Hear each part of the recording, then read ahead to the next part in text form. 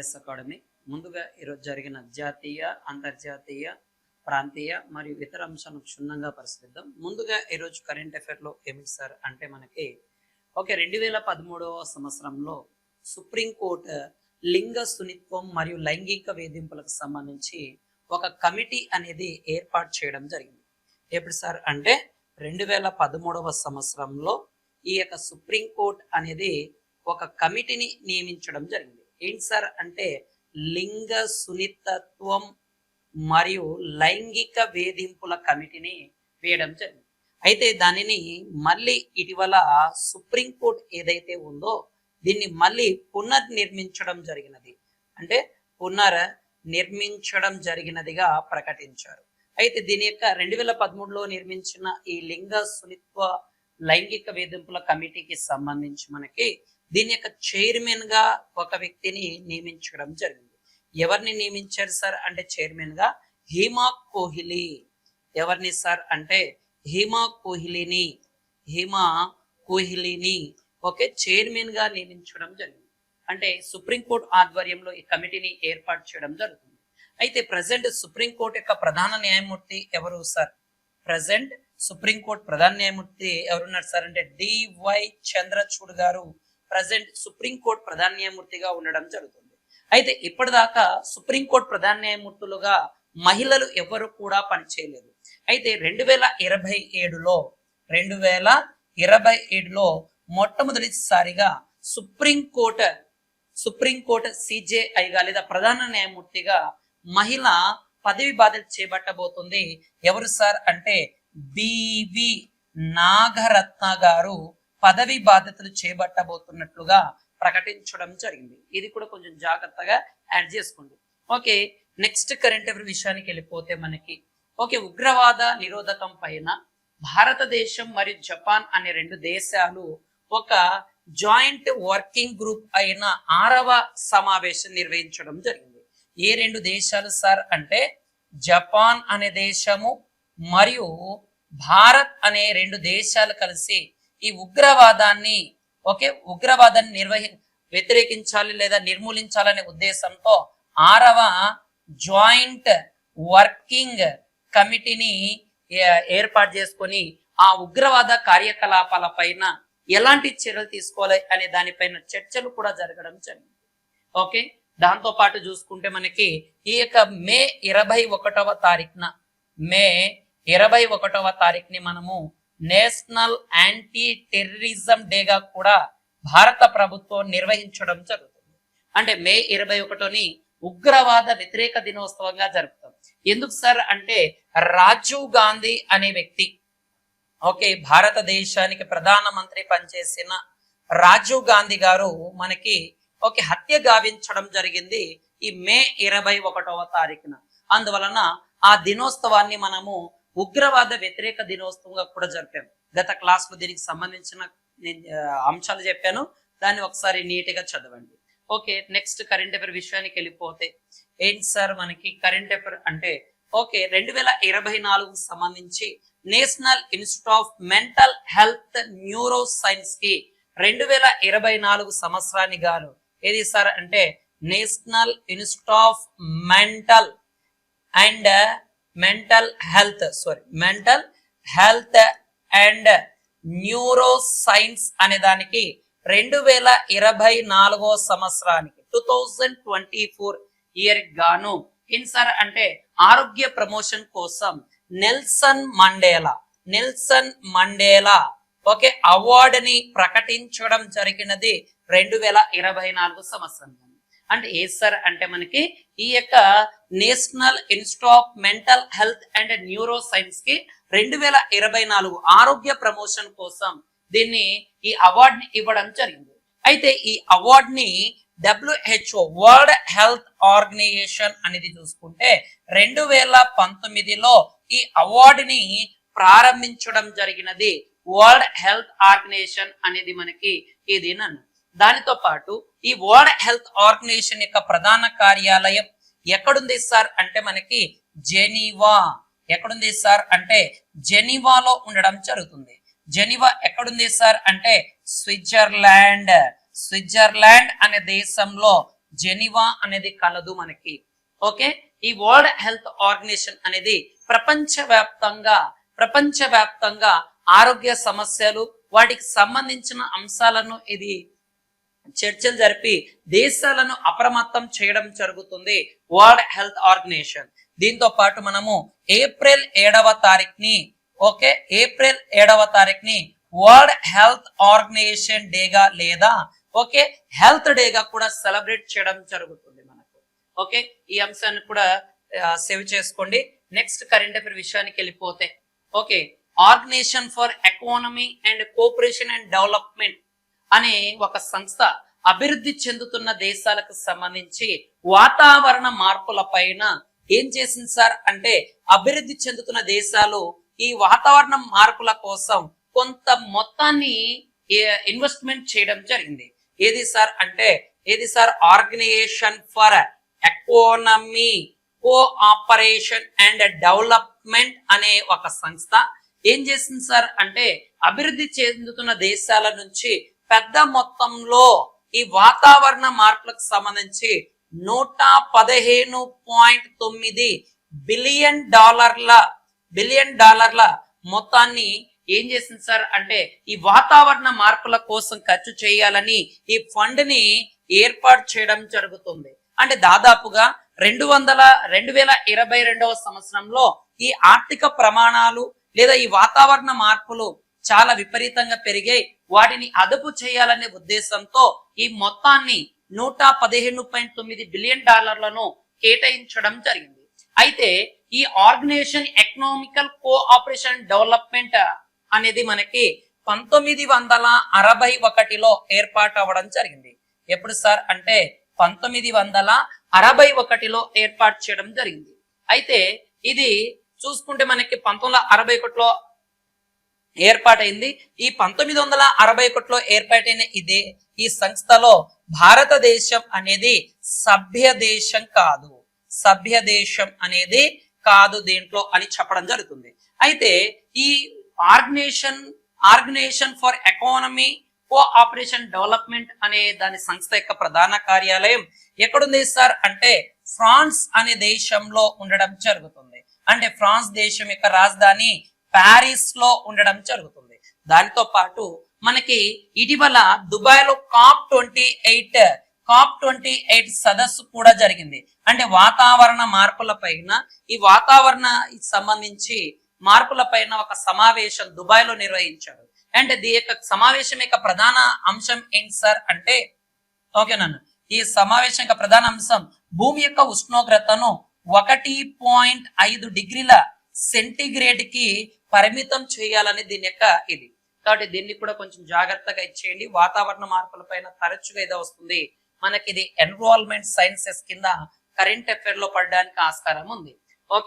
Next current affair చూసుకుంటే మనకి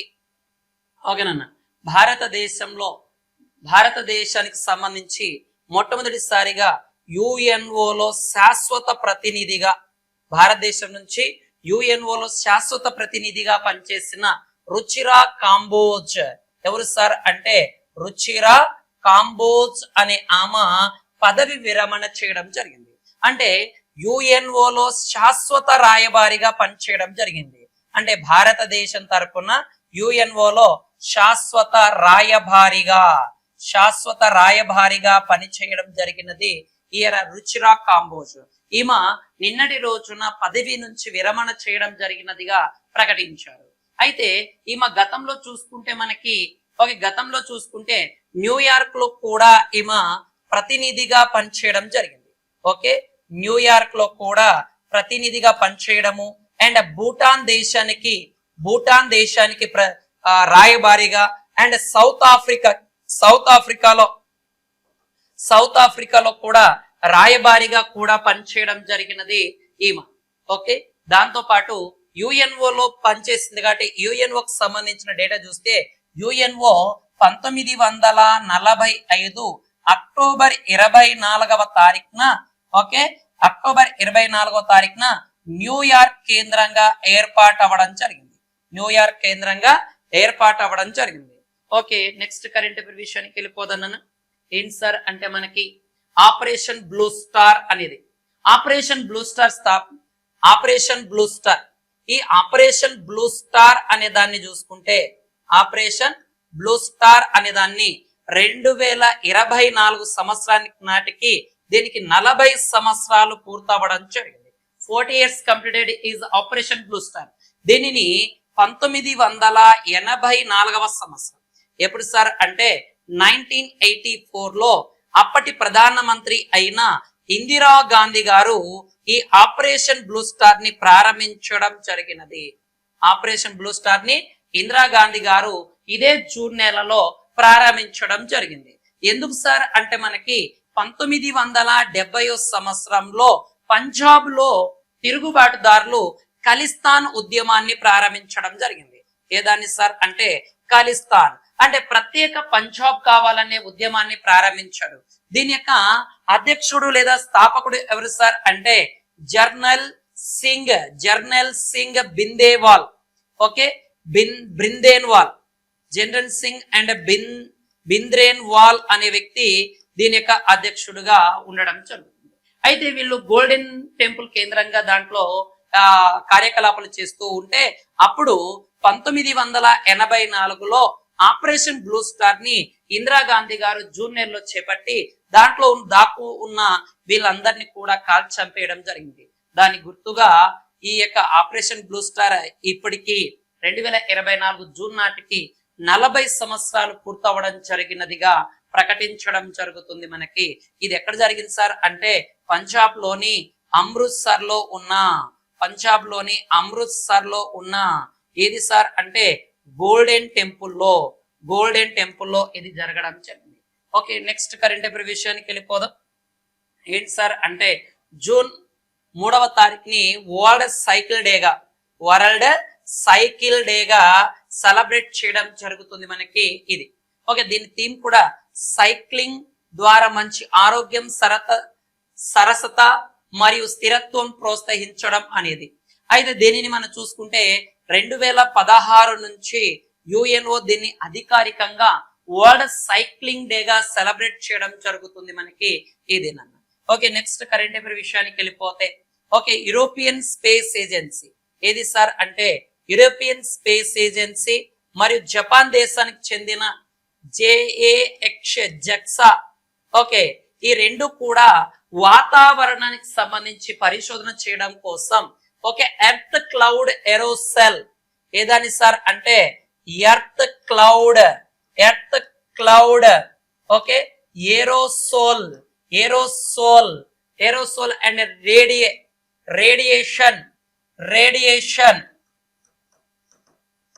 radiation explorer అనే దాన్ని ప్రయోగించడం జరిగింది. ఓకే, ఇది వాతావరణ పరిశోధన కోసం European Space Agency and Japan కి సంబంధించిన స్పేస్ ఏజెన్సీ రెండు కలిసి ఈ క్లౌడ్ ఏరోసోల్ రేడియేషన్ ఎక్స్ప్లోరో అనే దాన్ని ప్రయోగించడం జరిగినదిగా చేశారు. ఓకే, దీనిని ఏది సార్ అంటే మనకి కాలిఫోర్నియాలో నుంచి ఓకే స్పేస్ ఎక్స్ ఫాల్కెన్ 9 అనే రాకెట్ ద్వారా దీన్ని ప్రయోగించడం జరిగింది. ఫాల్కెన్ 9 అనే రాకెట్ ద్వారా ప్రయోగించడం జరిగింది. అయితే దీంట్లో యూరోపియన్ స్పేస్ ఏజెన్సీ అనేది 1975లో ఏర్పాటు అవ్వడం జరిగింది. దీని ప్రధాన కార్యాలయం ప్యారిస్ లో ఉండడం జరుగుతుంది. అదే జపాన్ ఏరోస్పేస్ ఏజెన్సీకి సంబంధించి దీన్ని 2003వ సంవత్సరంలో ఏర్పాటు చేశారు. అయితే దీని యొక్క ప్రధాన కార్యాలయం టోక్యోలో ఉండడం జరుగుతుంది. ఎక్కడుంది సార్ అంటే టోక్యోలో ఉండడం జరుగుతుందిగా చెప్పడం జరుగుతుంది మనకి దీని యొక్క ప్రధాన కార్యాలయం. ఓకే, నెక్స్ట్ కరెంట్ అఫైర్ విషయానికి వెళ్ళిపోతే కేరళ రాష్ట్రంలోని పాఠ్య పుస్తకాలలో ఆర్టిఫిషియల్ ఇంటెలిజెన్స్ ను 7వ తరగతిలో ప్రవేశపెడుతున్నట్లుగా ప్రకటించారు. అంటే 7th క్లాస్ లో మనకి ఇన్ఫర్మేషన్ టెక్నాలజీ అనే దాంట్లో భాగంగా అంటే దీన్ని ఐసిటి అనే పేరుతో పిలుస్తాం, ఇన్ఫర్మేషన్ అండ్ కమ్యూనికేషన్ టెక్నాలజీ అంటాం. దీంట్లో భాగంగా ఈ ఆర్టిఫిషియల్ ఇంటెలిజెన్స్ ని కేరళ ప్రభుత్వం ప్రవేశపెడుతున్నట్టుగా ప్రకటించడం జరిగింది. అంటే రాబోయే విద్యా సంవత్సరం అంటే 2024 జూన్ లో ప్రారంభమయ్యే విద్యా సంవత్సరంలో దాదాపుగా 4 లక్షల మంది విద్యార్థులు ఈ యొక్క ఆర్టిఫిషియల్ ఇంటెలిజెన్స్ ని పరిచయం చేయబోతున్నట్లుగా ప్రకటించారు. చాలా చాలా ఇంపార్టెంట్. ఇది సైన్స్ అండ్ టెక్నాలజీ భాగంలో కరెంట్ అఫైర్ రావడానికి ఆస్కారం ఉంది. ఓకే, నెక్స్ట్ కరెంట్ అఫైర్ విషయానికి వెళ్ళిపోదాం మనము. ఓకేనా, ఏది సార్ అంటే Muthoot Pappachan group. Okay, Muthoot Pappachan group యొక్క బ్రాండ్ అంబాసిడర్ గా షారుఖ్ ఖాన్ ని నియమించడం జరిగినది. ఈ యొక్క ముత్తూట్ ప్రపంచన్ గ్రూప్ అనేది 1887లో తిరువనంతపురం, భారతదేశంలో తిరువనంతపురం కేంద్రంగా దీన్ని ప్రారంభించడం జరిగింది దీన్ని. ఓకే, దాని తర్వాత నెక్స్ట్ కరెంట్ అఫైర్ విషయానికి వెళ్ళిపోతే మనకి, ఓకేనన్న, next current affair. Okay, June 2వ తారీఖుని, జూన్ 2nd ని మనము ఓకే ఇంటర్నేషనల్ సెక్స్ వర్కర్ డేగా సెలబ్రేట్ చేయడం జరుగుతుంది. జూన్ 2nd ని సెక్స్ వర్కర్ డేగా సెలబ్రేట్ చేస్తారు. మొట్టమొదటిసారిగా 1975లో ఫ్రాన్స్ లోని ఒక చర్చిలో 100 మంది సెక్స్ వర్కర్లు కలిసి ఒక సమావేశం ఏర్పాటు చేసుకున్నారు. దాని గుర్తుగా ప్రతి సంవత్సరం కూడా జూన్ 2వ తారీఖుని ఇంటర్నేషనల్ సెక్స్ వర్కర్ డేగా సెలబ్రేట్ చేశారు. ఇటీవల కూడా చూడండి మనకి సుప్రీంకోర్టు ఈ సెక్స్ వర్కర్ల పైన కూడా ఒక తీర్పుని వెలువరించడం జరిగింది. ఇలాంటి ప్రధానమైన అంశాలు ఏవైనా ఉంటే దాన్ని కొంచెం జాగ్రత్తగా చేయండి. మనకు పాలిటీ కరెంట్ అఫైర్ లో భాగంగా రావడానికి ఛాన్సెస్ ఉంది. ఓకే, నెక్స్ట్ కరెంట్ అఫైర్ విషయానికి వెళ్ళిపోతే ఓకే ప్రపంచ పాల దినోత్సవం, మిల్క్ డేగా మనము వరల్డ్ మిల్క్ డేగా జూన్ 1వ తారీఖుని సెలబ్రేట్ చేయడం జరుగుతుంది. అయితే ప్రపంచంలో పాల ఉత్పత్తిలో మొదటి స్థానంలో ఉన్న దేశం ఏది సార్ అంటే భారత్. ప్రపంచంలో పాల ఉత్పత్తిలో మొదటి స్థానం భారత్ అనేది ఉండడం జరుగుతుంది. అయితే సెకండ్ ప్లేస్ లో ఏది ఉంది సార్ అంటే యుఎస్ఏ సెకండ్ ప్లేస్ లో ఉండడం జరుగుతుందిగా ప్రకటించారు. అంటే ఈ పాలకు సంబంధించి మొట్టమొదటిసారిగా మానవుడు క్రీస్తు పూర్వం 9000 నుంచి 7000 సంవత్సరాల క్రితం అంటే నియోలిథిక్ యుగంలో, ఏది సార్ అంటే నియోలిథిక్ యుగంలో ఈ యొక్క పెంపుడు జంతువులను మచ్చిక చేసుకొని ఈ పాలను వాటి ద్వారా స్వీకరించడం జరిగింది. తర్వాత పాలను పులియబెట్టడం, ఇలాగ రకరకాలుగా ఉపయోగించడం అనేది జరగడం జరిగింది. ఇది తర్వాత ఇలాగా ప్రజెంట్ మాత్రం ప్రపంచంలో పాల ఉత్పత్తులు మొదటి స్థానం భారతదేశం. అయితే దీనికి సంబంధించి నేషనల్ డైరీ డెవలప్మెంట్ బోర్డ్ అనేది భారతదేశంలోని గుజరాత్ లోని ఆనంద్ అనే పట్టణంలో కలదు. దాంతో పాటు Amul Anand milk unit limited కూడా ఎక్కడ ఈ గుజరాత్ లోని ఆనంద్ లోనే ఉంది. అందుకే ఈ ఆనంద్ అనే పట్టణాన్ని ఏమంటారు సార్ అంటే మిల్క్ సిటీ అనే పేరుతో దీన్ని పిలవడం జరుగుతుంది. దాని తర్వాత నేషనల్ డైరీ రీసెర్చ్ ఇన్స్టిట్యూట్, జాతీయ పాల అభివృద్ధి పరిశోధన కేంద్రం ఎక్కడుంది సార్ అంటే మనకి హర్యానాలోని కర్నాల్ అనే ప్రాంతంలో కూడా ఉండడం జరుగుతుంది. ఓకే, ఈ పాలలో ఎక్కువగా ఫ్యాట్ ఉంటుంది కాబట్టి ఈ ఫ్యాట్ పైన మొట్టమొదటిసారిగా ట్యాక్స్ వేసిన దేశం ఏది సార్ అంటే డెన్మార్క్ అనే దేశం ప్రపంచంలో ఈ కొవ్వు పదార్థాల పైన ట్యాక్స్ విధించిన మొట్టమొదటి దేశంగా కూడా పేర్కొనడం జరుగుతుంది మనకి. ఓకే, ఇది ఈరోజు జరిగిన జాతీయ, అంతర్జాతీయ, ప్రాంతీయ కరెంట్ అఫైర్. ఏవైనా మిగిలిపోయిన అంశాలు ఉంటే రేపటి కరెంట్ అఫైర్ లో చూద్దాం. ఆర్ఎస్ అకాడమీ కర్నూలు, మీ స్వామి సార్. జై హింద్.